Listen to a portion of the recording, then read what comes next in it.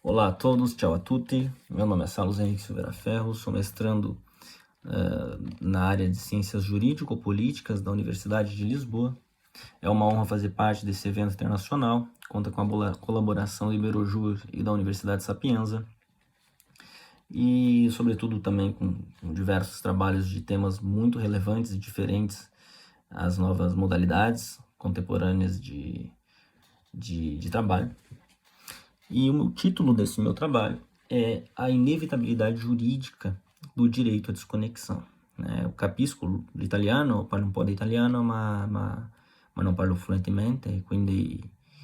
oggi parlerò in portoghese.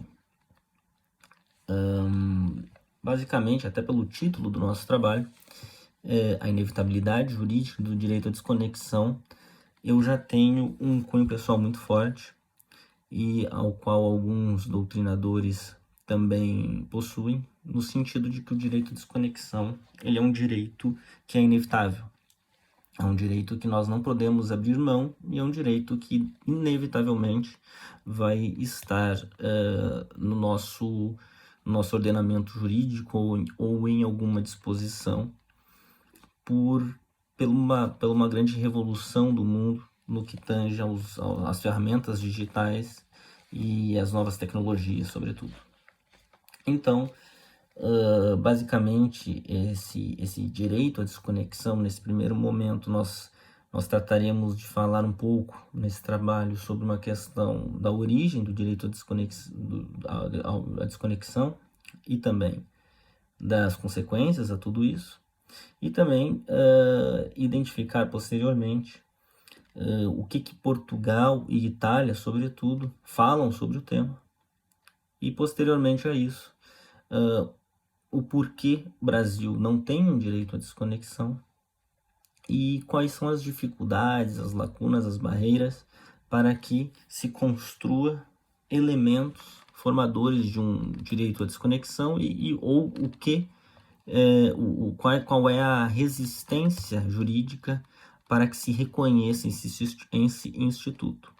tendo em vista que, para mim, esse instituto corresponde a fenômenos jurídicos sociais, uma vez que as violações são latentes e cada vez mais crescentes no cenário brasileiro. Então, basicamente, trata esse instituto e esse trabalho dessa relação do indivíduo com as ferramentas digitais,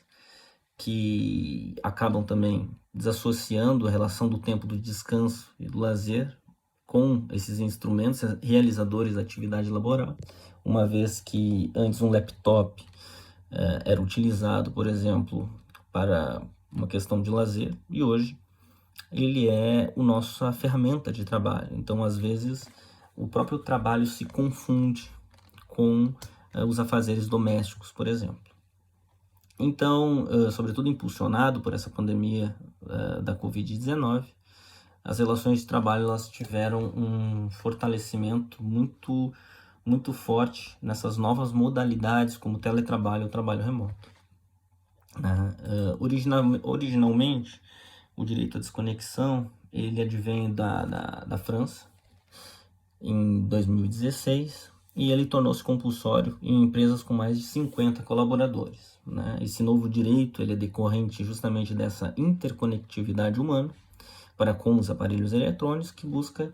um amparo legal na melhoria do equilíbrio entre a vida pessoal e profissional dos trabalhadores, permitindo exercer o direito da desconexão, o direito de desconectar, o direito à desconexão nos dispositivos tecnológicos e nas plataformas online após, é claro, o período de trabalho. À primeira vista, sim, nós podemos até identificar que isso pode ser um exagero legislativo, uma vez que é um direito um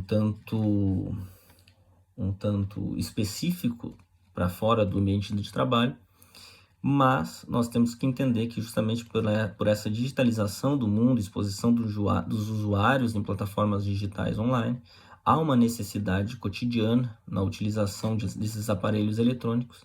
e justamente isso serviria para identificar alguns incômodos que possam ser facilmente ocasionados pela importunação em horário de lazer e de descanso do trabalhador, né? Então busca garantia toda essa gama de outros direitos, o direito ao lazer, o direito ao descanso do trabalhador, advindo de um direito à desconexão. É nesse sentido, então, que Portugal, já entrando nesse tema, Portugal, ele recentemente, em 2021, pela Lei número 83, de 6 de dezembro, delineou novos rumos para o teletrabalho e também para o desenvolvimento dessa matéria, né, cujas violações de direitos, caracterizadas pela importunação pós-laboral, ela foi identificada como uma característica cultural, ou seja, uma prática costumeira da comunicação do empregado fora do horário de trabalho, né? Então, foi definida algumas garantias expressas ao direito à desconexão, além de diversas outras medidas. A Itália, por sua vez, esse enfrentamento do problema, ele teve um impacto legislativo bem anterior, em 2017, no qual limita o direito à desconexão para trabalhadores inseridos em uma nova modalidade de trabalho, que foi denominada Smart Working ou Lavoro Agile, que distingue notadamente das características do teletrabalho, mas que é exercido de forma remota. Passando para o cenário brasileiro, nós já enxergamos que a matéria ela não é pacífica, apesar de existirem algumas jurisprudências deferindo o direito à desconexão com compensações pecuniárias devidas aos trabalhadores, mas não há qualquer lei específica sobre o tema, ainda que exista uma permissibilidade laboral da desconexão do empregado com os meios de comunicação, como o teletrabalho, por exemplo. Então, há uma necessidade de maior regulamentação sobre o assunto, dada a utilização extensiva do teletrabalho e a falta de diretrizes que asseguram as novas e definitivas concepções de atividade laboral, né, que surgem também com essas novas modalidades de trabalho. De forma mais categórica, a discussão ela pauta-se na alegação de uma desnecessária formalização do Instituto no ordenamento jurídico, face a uma suposta proteção do trabalhador assegurada já constitucionalmente pela Constituição Federal e por disposições da própria CLT, né? Nesse sentido, contudo, a gente pode identificar que, ainda que existam esses suportes jurídicos, o direito ele é um direito, ele não é um direito que ainda a indicação de um direito implícito no ordenamento jurídico ela não satisfaz de modo integral o direito ao pleno lazer de suas atividades extralaborais, né? Enquanto também a necessidade da atividade laboral e a subordinação do trabalho elas são empecilhos à satisfação de direitos ainda não positivados, né? Então, o ativismo jurídico, nesse caso, ele é identificado em determinadas decisões dos tribunais do trabalho e apenas sinaliza a importância de elementos e bases jurídicas para o desenvolvimento e aplicabilidade da matéria em solo brasileiro, né? Então, nós identificamos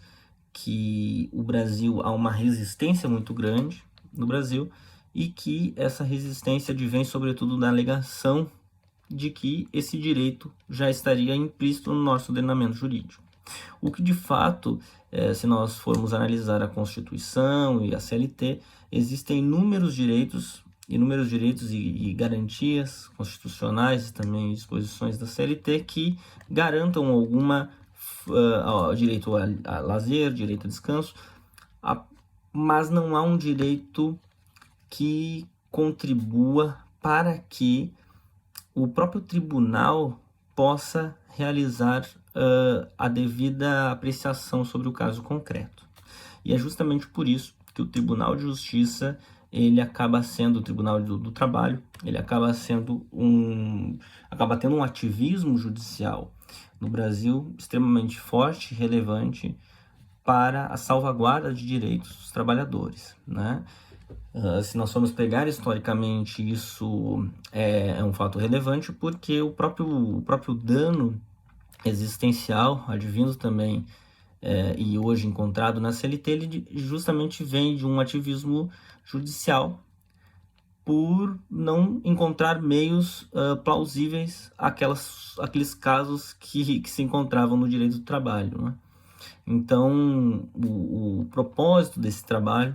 seria identificar quais são essas barreiras jurídicas na implementação deste novo direito no contexto brasileiro e a propositura de elementos para fortalecer as bases jurídicas e criação de leis advindas da observação comparativa nesses dois ordenamentos jurídicos citados, o português e o italiano. Identificar também algumas barreiras jurídicas do Brasil face ao Instituto, a discussão do Instituto em outros ordenamentos e a precariedade brasileira sobre a matéria, né? Sobretudo em questões metodológicas e principais conclusões, eu reafirmo que o direito à desconexão ele tornou-se um direito inevitável. Não há como negar que no mundo contemporâneo, permeado pela interconectividade global, onde o trabalhador torna-se o próprio usuário, sem as violações de direitos existentes decorrentes do impacto da tecnologia às relações laborais, há uma necessidade de regulamentação da matéria. Então, no atual momento, o ativismo judicial ele torna-se um fenômeno de extrema importância para o estabelecimento desses direitos, que ainda não são positivados, e a concepção do direito, o que se pode analisar em contraponto a esses dois ordenamentos jurídicos, o português e o italiano, é que a concepção do direito à desconexão na Itália ela possui uma conceituação e uma aplicabilidade defasada face ao desenvolvimento da matéria ao longo dos anos, muito ocasionada também pela uma atualização jurídica nos primeiros moldes advindos do ordenamento francês. A conceituação mais abrangente e que também implica e aplica a generalidade dos trabalhadores em Portugal seria mais correta para quando nós falarmos em direito à desconexão e, sobretudo, o Brasil ele demonstra, então, portanto, que está visivelmente desatualizado do movimento jurídico de seu tempo, cuja concretização desse direito na atual crise econômica e política ela se torna uma tarefa cada vez mais difícil. Obrigado.